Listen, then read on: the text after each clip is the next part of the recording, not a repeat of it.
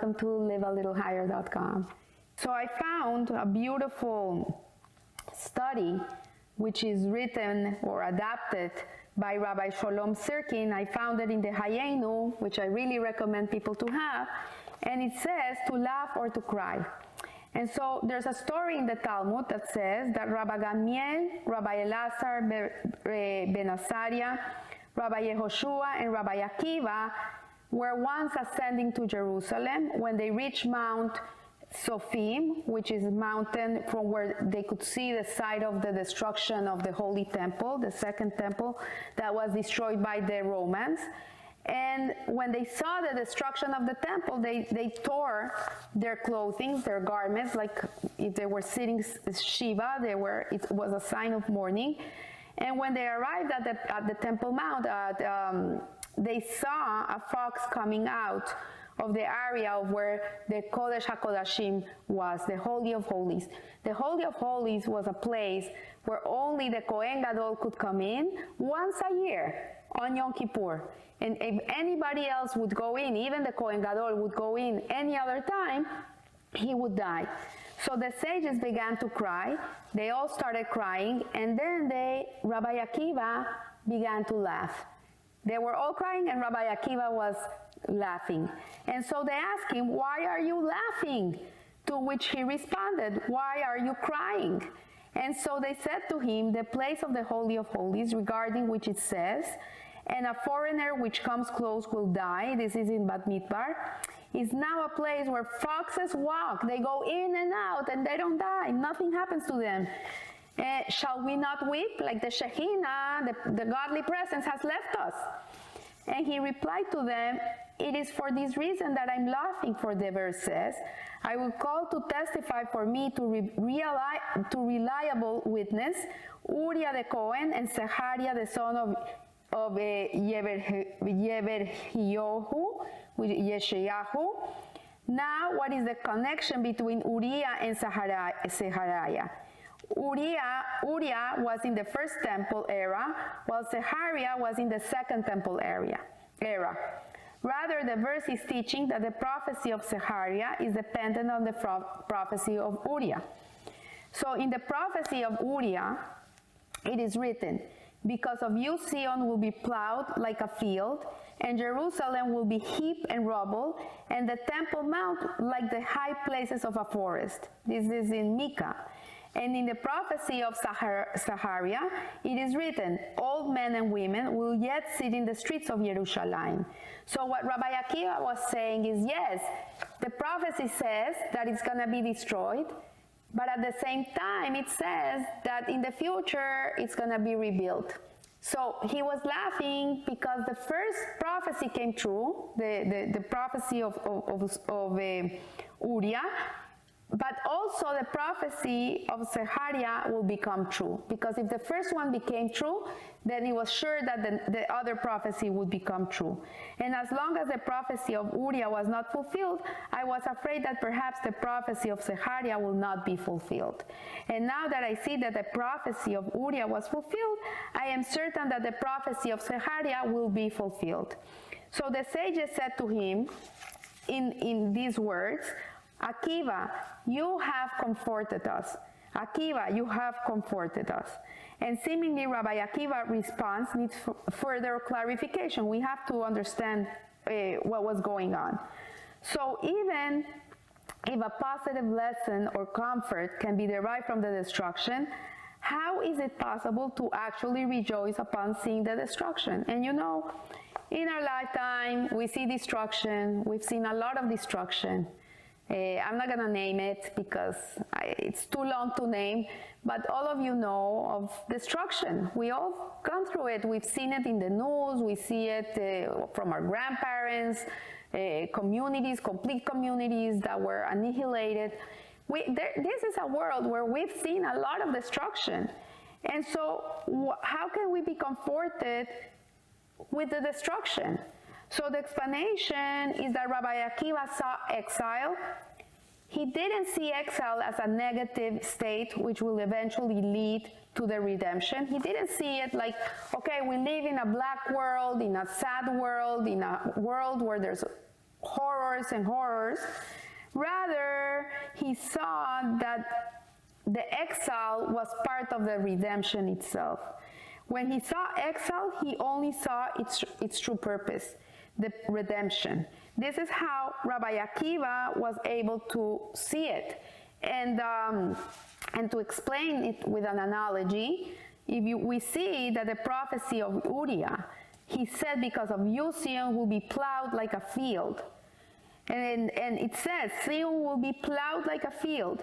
It may seem to him as a destructive act. Like when you see plowing, what do you see? You see they're moving the earth, they're taking out the earth, they're plowing, everything looks like destruction. But to someone who understands what is going on, a person, a farmer that plants vegetables, he knows that he's not causing a destruction. He knows this is not destruction. For a person that doesn't know, he would think, oh no, they're destroying the earth. But for a person that knows, he realizes that the plowing is really part of the process of growing the crops. And there's an halacha that says that we cannot destroy a synagogue. We cannot demolish a synagogue unless that we're going to build a bigger synagogue in that place. So Hashem also keeps the halacha. He also keeps the law. He cannot give us the law and not fulfill it. Whatever he tells us to do, he has to do himself. So if he destroyed the temple, in reality, he didn't destroy it to leave it destroyed. The reason that he destroyed the temple is to bring a bigger and better temple. And so exile is the construction moment. This is the moment in which we're unearthing, we're taking out the dirt we're demolishing, we're taking off the earth so we can put the foundation and start building. That's the whole purpose of exile. And so when someone sees a house being demolished and knows that this is for the purpose of building a bigger and much beautiful house, he views this as part of the construction. Similarly, Rabbi Akiva saw that the most negative manifestations of exile as an actual part of the process of the future redemption. And so viewing exile as a preparation, we cannot see the suffering of this world like it's fruitless. It has no meaning and no purpose. We have to see it not only that it has purpose, but we have to see it as a part of the building of what's gonna come. Everything we do in this world is a little brick that we're putting on that edifice that is called the Beit HaMikdash, and a glorious time that is gonna come for us. So part of the process of redemption gives a person the ability to be happy and enthusiastic about fulfilling his divine calling despite the severity and length of exile. I was listening to a podcast this week. It's called Hidden Brain. It's amazing. It's incredible. And this Stanford, the psychologist who is talking about mindsets and the importance of how we view things and the perceptions that we have. She was saying in this podcast that they did like an experiment with 27 housekeepers of a hotel in Boston. So they brought these 27 housekeepers that came to clean the rooms in the hotel, and they asked them how they viewed their job. And they said, well, it's a very hard job. It's a very hard job. We have to, it's demanding, and it's hard. It's hard for the body. It's like a hard job. So later they brought these doctors and they did blood tests on them. They checked their cholesterols, they weighed them, everything. And the doctor came and they said, okay, what would you say if I told you that when you work in this hotel as a housekeeper for 6 hours or 8 hours is your job, it's actually like you're 8 hours in the gym exercising. It's considered the same thing. It's like you're doing the Zumba class for 8 hours. And I would tell you that you're burning so many calories and that you're getting fit and you're getting healthy. And when the blood test came, some had cholesterol levels high, another one was overweight, and they had blood sugar, all these issues. When the doctor told them that for them, their work was actually like if they were in the gym for 8 hours exercising. A month later, he tested them all again, and the one that had cholesterol, it came down. The one that had the blood sugar came down. The one that was fat became skinny. Why? Because the mindset. Instead of going to clean rooms, in their mind, they were going to exercise. So the same way with the exile is a mindset. You can perceive life like a horror, horrific, so many people suffering, so much suffering, the world is crazy, it's really upside down. Or you can see it like really Hashem is exercising us, like he's really building up the muscles. He's building our emunah, he's building our bitachon, he's building our faith, our trust in Hashem. He's giving us the opportunity to be part of building this incredible edifice.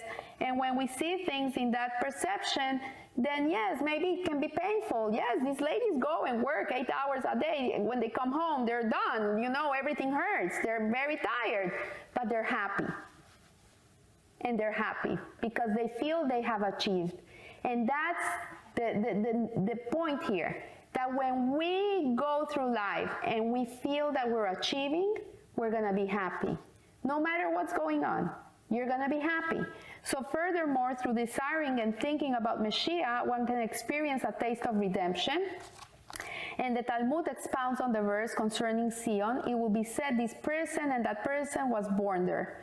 Rabbi Meyasha, grandson of Rabbi Yehoshua ben Levi, said, this alludes to both a man who was actually born in Zion and the one who looks forward to seeing it. They are both equally considered sons of Zion. So a person that lives in Israel today and a Jew that lives in the diaspora, but he's yearning for Mashiach, he's yearning for his house in the Holy Land, is considered as if he is from there.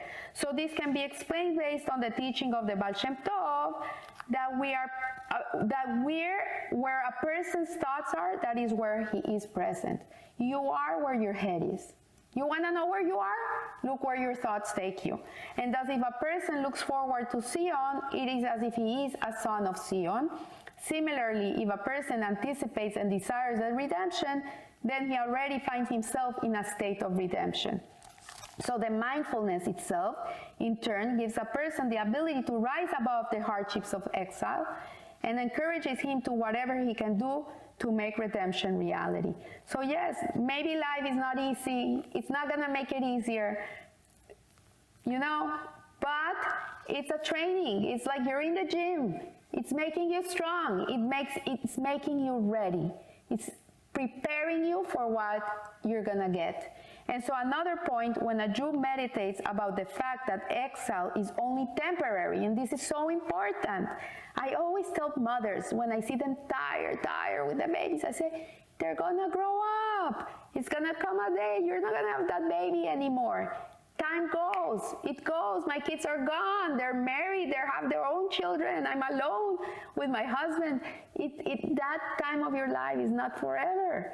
So when you live the moment and you concentrate on the moment, as hard as it can be, but you take the moment and you say, okay, this is a moment in my lifetime. It's a moment. Just as it came, it's gonna go away. It's not gonna be here forever. And you take the goodness out of the moment, then you have the ability to be happy. And this gives a person the ability to serve God with joy and place himself in a state of redemption, where the concealment of exile do not disturb him.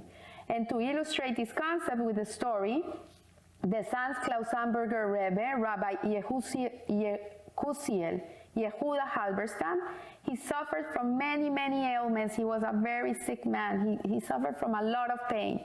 And he once said that what gave him strength to endure his pain was his belief that his suffering won't last much longer. That this suffering is a preparation for Mashiach. And it's not here forever. And God willing, we'll have Mashiach very soon. We have to yearn. We really have to want him. And in that way, he'll be here. So I leave you here. I wish you a blessed week and live a little higher. Thank you.